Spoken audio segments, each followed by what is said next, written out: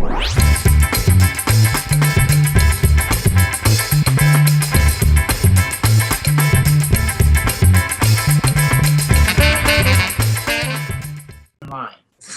you, Rachel, and thank you, New Earth International Broadcasting. It's so wonderful to be back. We're having a special edition of the Wellness Woman Show today, and some of them might wonder, what does Black history have to do with wellness? And I truly believe that knowing your roots, knowing from whence you came, is an integral part of wellness. And I believe that the more well our neighbors are, our fellow Americans are, the better well we will be and our society will be. So I think it's important for all of us to know a little bit about each other and what makes us who we are.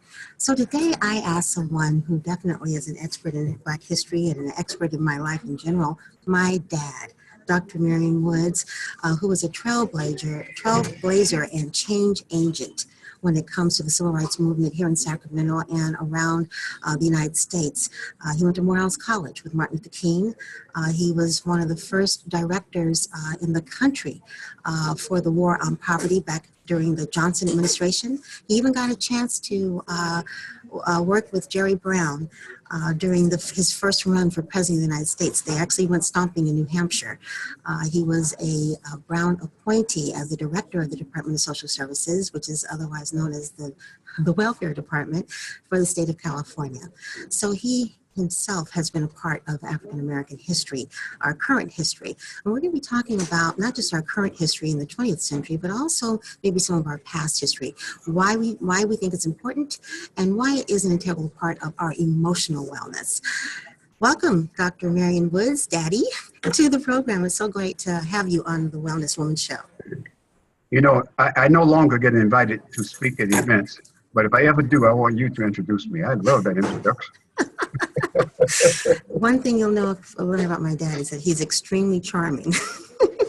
So, Dad, I asked you to come on the show because, first of all, I wanted to get you on video. My dad is 85 years old and probably the most computer literate 85-year-old I ever met, and still engaged, still doing things. Usually during this time of the year, during Black History Week, he is always giving interviews because of his unique experience of having lived 85 years, even before the Civil Rights movement, during the Civil Rights movement, and now after the Civil Rights movement.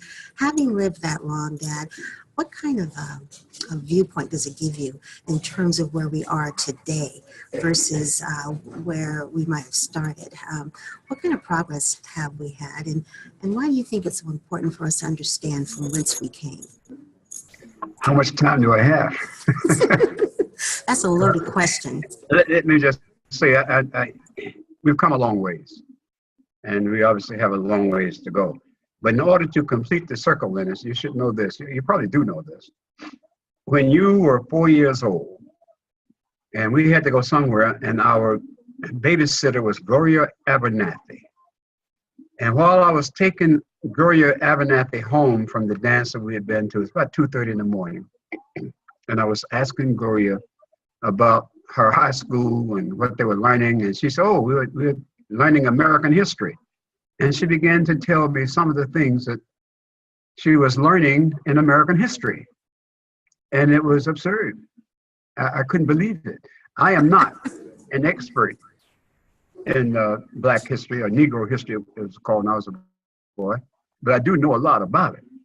And I was so taken aback about what her teacher was teaching her. And this was on a Saturday night. Monday night, I went to the Sacramento County Board of Education and asked if they had viewed the textbook that people were using. They didn't know anything about it. And I complained. And so one guy said to me, he said, Mr. Woods, we don't have anybody here that can teach it. I said, I can teach it. And they believed that. And I became the very first Black history teacher in Sacramento, California. And to meet the challenge that I could teach it, and it was in an adult school at the Will C. Wood. I learned more about Black history in teaching that class than I had in all of the 40 years prior to my birth. Because the people who came to that class, one man came to the class and he had a book called The Black Phalanx. And it was the history of Black military experience in the United States. And it was published in 1896. I thought that was, I had no idea, but this guy knew more about Black history than my teachers at Morehouse. And a few other people came to the class, and they had their books, and they had their children with them.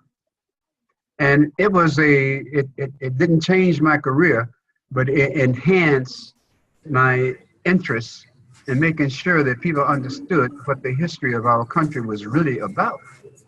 The true history, because I had a roommate in college by the name of Ron Bennett, whose first book was called Before the Mayflower, because we came here in 1619, 1 year before the Mayflower landed on Plymouth Rock. The ship rolled into the harbor of Jamestown, Virginia, with the sonorous names of its passengers, Isabella, Alula, and a lot of Spanish-speaking surnames, because they had come from somewhere, either in Brazil or Spain, on the way from Africa. So that began my interest and my becoming a person known to be able to talk about Black history. A lot has changed, a lot has happened, but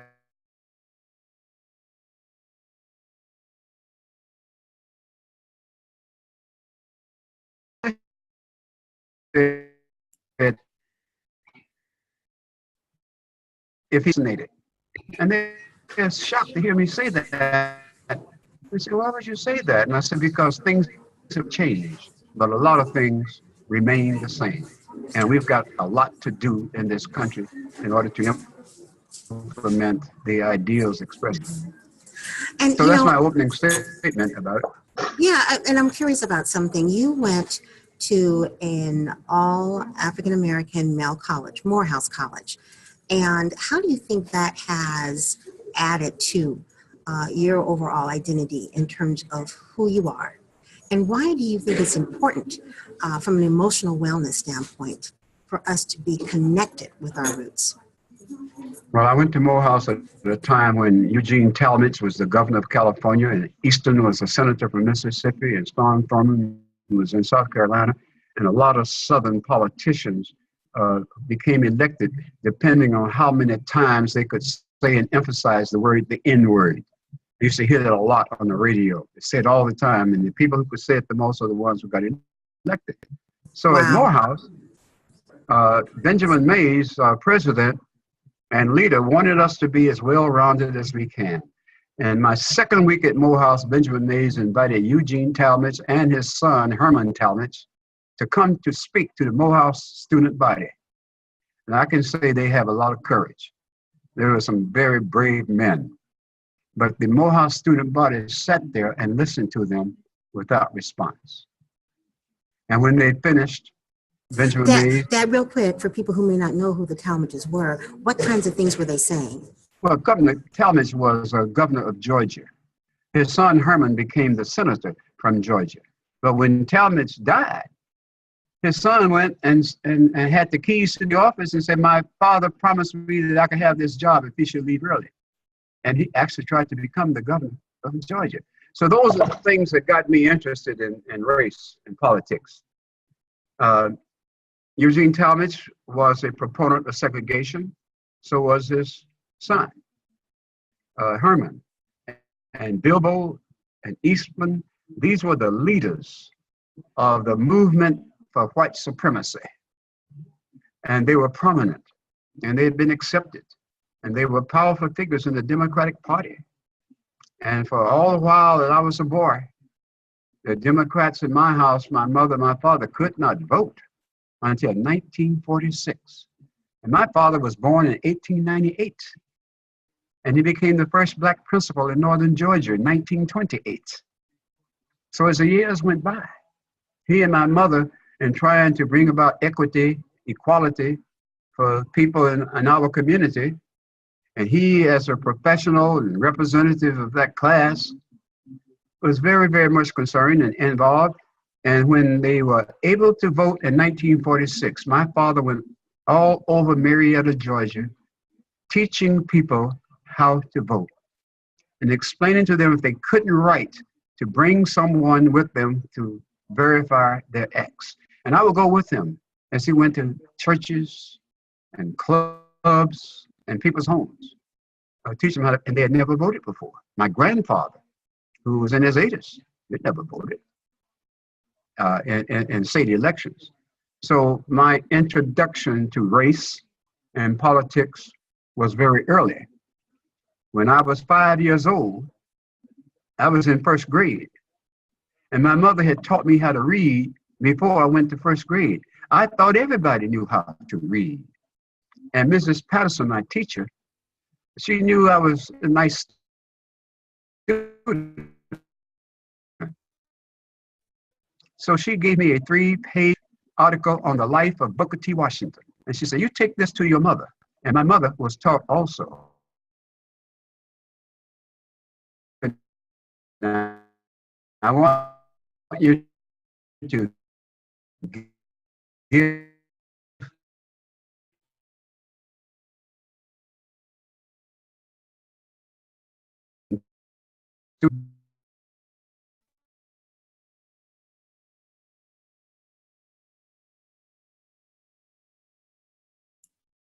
We seem to have some problem with his internet signal.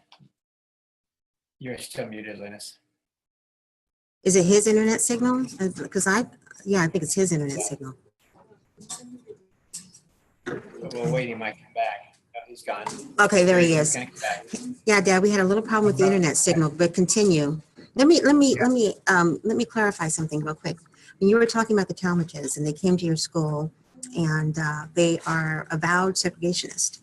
And you mentioned that when you were younger, you got involved in politics. So you sat there and you listened to this. What was your response? Because I think that is so key for people to understand, not just from whence we came, but what we've had to deal with, even though we've known where we came from and where we were going, the kinds of ignorance we've had to deal with. What was your response during that time after listening to him spew his philosophy of the importance of segregation? Well, first of all, you know, when you live in a segregated community, you learn to adjust to that living. And although you abhor it and would never be for it, but there were some people who lived there all their lives and never questioned it because that was their place. And they believed it was their place. And my mom and dad in Morehouse taught me that my place was wherever I could afford it to be and qualified to be there. So I knew that very early. At Morehouse, it was enhanced because all of the black boys at Morehouse were given an education. Every day at 9 o'clock in the morning, we had what we call chapel. And whoever was doing things in the world was in the Morehouse College chapel. When Ralph Bunche negotiated the state of Israel as an American diplomat, the first black American diplomat, Ralph Bunche, the day after Israel became a state, Ralph Bunche was in Morehouse College telling us what it took to be a diplomat. And I felt that if I wanted to be a diplomat, I could. And you are. My expectations were high. Yes, your expectations were high. What about, there's a lot of myths out there about what Black history is and isn't. What are some of the more popular myths that you can dispel? If you give us one or two in terms of false history that's out there that's not really true. Well, the history still exists. I just received an email from a friend who sent me an article that he had written for a magazine extolling the virtues of Donald Trump.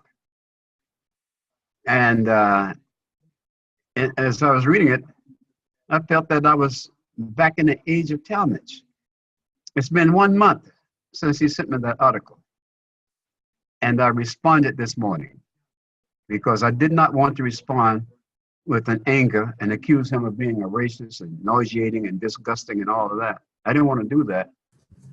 And so I did a fact-based intellectual response, which I'll send you later on today. Okay, yes, I would like to hear that. And I mean, what are some of the myths? What are some of the things that people make? For instance, we just had a situation, 2 weeks ago or so. Our president, I guess, didn't know that there was a key Black history figure that was no longer alive, Frederick Douglass. talking about he was looking forward to more things from Frederick Douglass, and Frederick Douglass has been dead for almost 100 years. There was the mention from Pence, Vice President Pence, who also had a faux pas involving Black history. What are some of the other ones that are out there, and what do you think that we can do to help educate? Because we're all Americans, we all coexist. So what can we do to help educate people about the roots that originated right here in this country in terms of our contributions as African Americans? Well, during my lifetime, the purpose of the NAACP, which was founded around 1905, was to get rid of the legal basis for segregation, and that was achieved in 1954 with Brown v. Board. So some of the stereotypes and some of the opinions about white supremacy still exist. I would think not as much as it did when I was a boy, but there is still an element of white supremacy in this country, and beginning to take a hold in a way in which we are all surprised, with the president's senior advisor being Steve Bannon, who is a nationalist economist. He calls himself an economic nationalist. But, you know, we read his writings when he was at Breitbart, and we know what he did when he worked at Goldman Sachs and the things he said. He believes that white people are superior to all others. I think that there are probably maybe 25% of the people in the country who believe that, but they have a very loud megaphone. And they are in a position to spew hatred and that kind of a thing that many of us do not have. One of their myths is that we are not as smart or bright. We can't do what they do, regardless of what the evidence shows. I'm reminded my favorite and very first hero was Jesse Owens. I was 6 years old. In 1936, when he won 4 gold medals. And I remember reading in the paper that Hitler refused to meet with Jesse Owens. He had won 4 medals. And Hitler has said he's going to prove in these Olympics that white men are the superior nation who will win all the gold. Well, that didn't happen. So when Jesse Owens came back to this country, he was snubbed by Hitler, and he was also snubbed by Franklin Roosevelt, a president who we all loved. When I was a boy, you walk into a Black person's home and you see a picture of Jesus. And next to it would be Franklin Roosevelt. But Franklin Roosevelt refused to invite Jesse Owens to the White House to congratulate him for his Olympic achievements. And he did it for political reasons. The Democratic South was responsible for him being president. And he would do anything to appease that part of the country, just as Ronald Reagan did. When Ronald Reagan ran for president of the United States, he opened his campaign in Philadelphia, Mississippi. And that's where the 3 civil rights workers were killed. Cheney, the Jewish guy, and the white guy. They were killed and lynched in Philadelphia, Mississippi, where Ronald Reagan, who I used to work for, by opening his campaign in Philadelphia, Mississippi, sent a message to everyone about his position on state rights. And here we are 60-some years later, and we have a president who's talking about state rights for people who are transgender. Well, that's just the opening stanza. Where else is he going? So things have changed, but things remain the same. Well, when you take a look at the fact that we are going through another transition, and I hear that I sometimes wonder, well, who actually did vote for this president? Because everybody seems to be so upset. Everybody seems to be stressed out over this. And one of the reasons why I wanted to do this show is to talk about that, and also the fact that there are some things that we can do. So that we're not just sitting and, yelling through our social media or watching all the different networks. There's some things that we can do to get involved. And I'm advocating that one of the things you can do is to educate yourself. Educate yourself about the issues, and also educate yourself about the players, the people that you're either yelling at or supporting, because they all have stories. They all have a backstory, no matter what it is. I think that part of what the problem is with our country is that we haven't properly educated ourselves, the truthful education about who we are as Americans and who each individual culture represents and what that's all about. We make assumptions. We do a lot of projecting. We set expectations based upon our own limited life experience. And as a result, we draw conclusions that aren't always real, that aren't always correct. Well, let me just say, Lynnis, I can't disagree with you. You know, you're so smart. I forgot how smart you were. But there is another element, I think, education is important, and I wouldn't say that it should be second or third. But that's another element in my experience. At 85, I never have the opportunity to talk with anyone in their 20s or their 30s, except for Isis and Sophia, Imani, and Celine, your children. My communication with them sort of keeps me in the understanding of the music that they like, the kind of art and culture that they gravitate toward. So people of my generation are somewhat disadvantaged in that we don't understand all of the things that the millennials are talking about, particularly doing it political, and they began to come and support political candidates who I think is ridiculous. So it does it because of the lack of communication with our families and our friends and our neighbors.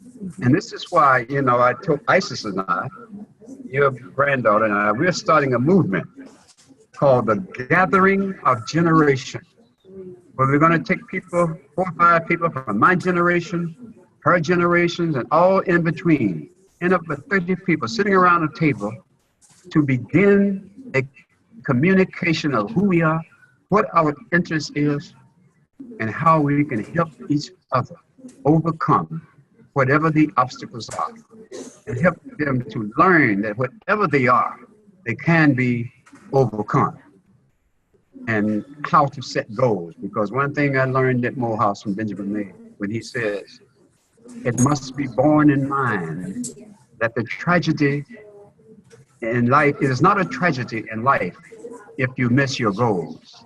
It's a tragedy if you have no goals to reach.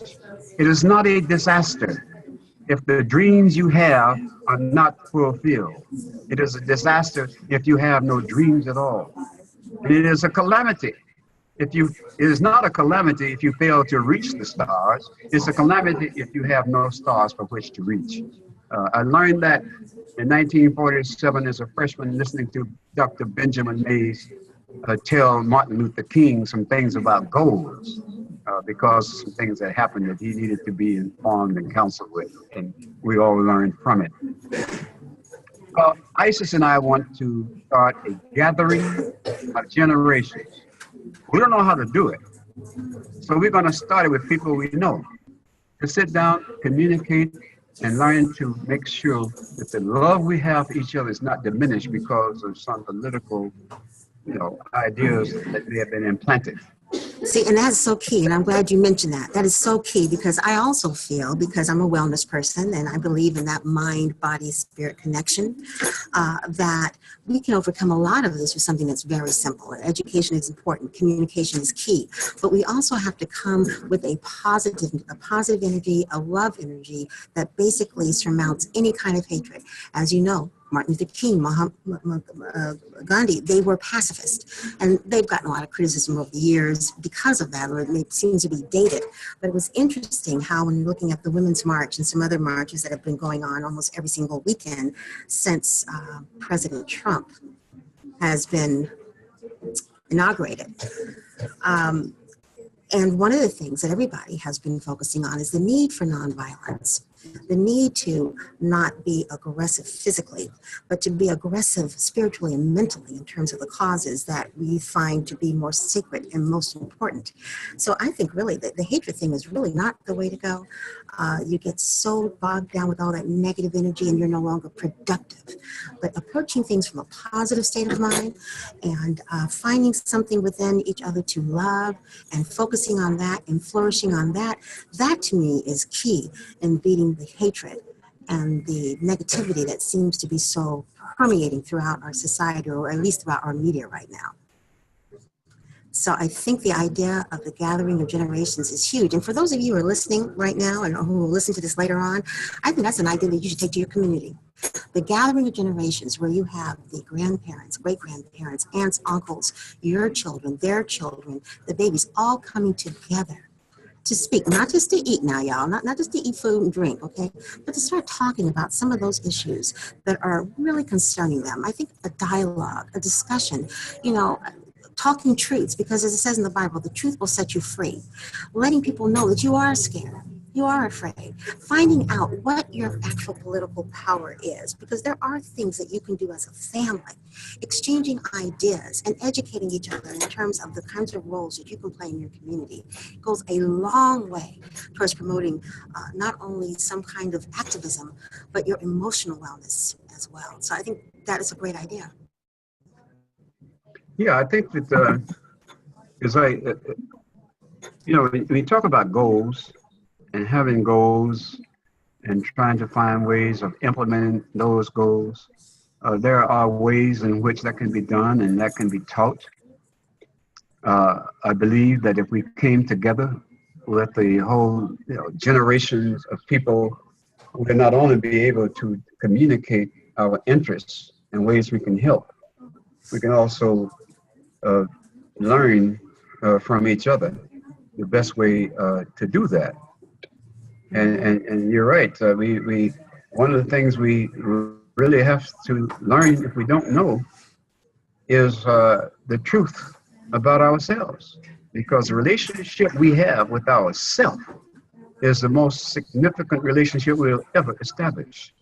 And if we aren't true to ourselves, and we can't tell ourselves the truth, then we're going to be handicapped, and we're going to be unable to meet whatever the goals are. A gathering of generations to me means that we can talk about goals that are sustainable, goals that are possible, and then what kind of preparation you need in order to begin to go after those goals. Yes. And being positive, being focused, and making sure you flush out of your brain the garbage that's in it, because you won't be able to learn anything until you get that garbage out so the truth can and the light can shine. I agree, boy. That's right. There's garbage in, garbage out. I absolutely agree. Wow, Dad, it is so wonderful to be speaking with you like this. It's such a life dream of mine to be able to actually get you on video while I'm interviewing you. I've interviewed you before, but never on video. If you were to have 3 things that you would want to pass on to your granddaughters, my children, my 4 daughters, and your great-grandchildren, because you have 3 great-grandchildren, what 3 wisdoms would you pass on to them? Well, I guess the best answer would be, I'm not going to tell you. I'm going to tell them. And I can't tell them until we are into a conversation about who they think they are. And who That's not fair. To be. I don't know. Yeah, I have some ideas about that. But, one of the things as a parent, your obligation is to try to raise your children to be good citizens. And I think I've had my part in that, but I had a lot of help with your mother.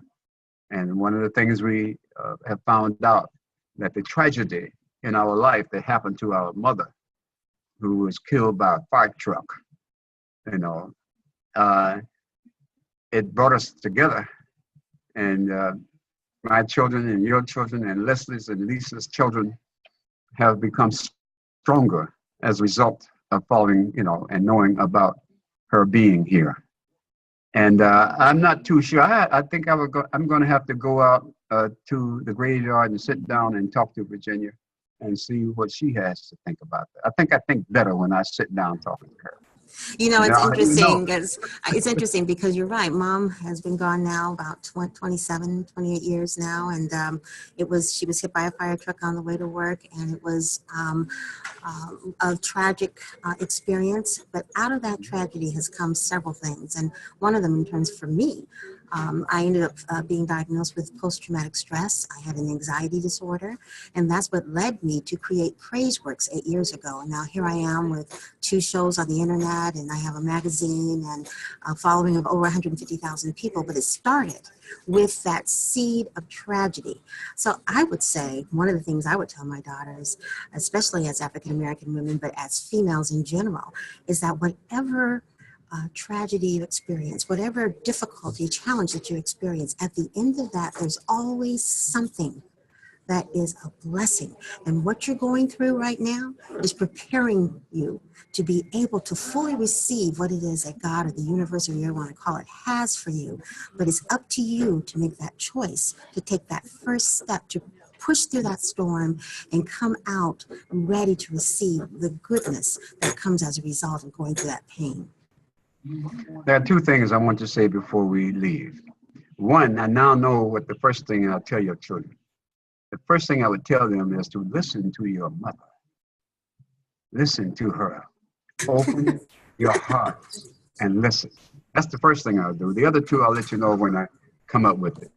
But the final thing I want to say about obligations and responsibilities of parent. When Marcellus was 8 years old, and I think he's now about 21 or 22, came to me and said, "Grandpa, what was your favorite TV show when you were a little boy?" And I said, "Marcellus, when I was a little boy, there was no TV." He looked at me, he said, "What? But what did you do at night?" And here's the guy who grew up watching TV while eating his dinner by himself. And I said to him that, well, after dinner, my parents and my brother and sister and I would sit down and have dinner. And after dinner, we go sit by the fireplace and we talk about what happened during the day, because both of my parents were educators. They were interested in knowing what we were doing. And I said, when the fire went out, we went to bed. He said, "Oh." Then he came back and he said, "Grandpa, every night?" I said, "Every night." So I said, I have been remiss. My children and my grandchildren don't know that much about my life and how I grew up and the lack of privileges which they have. So I began to write a book from the time I can remember. The things I can remember first were Joe Louis and Marion Anderson singing "My Country 'Tis of Thee," and I learned what that was all about. And so I've been writing this book now for about 12 years.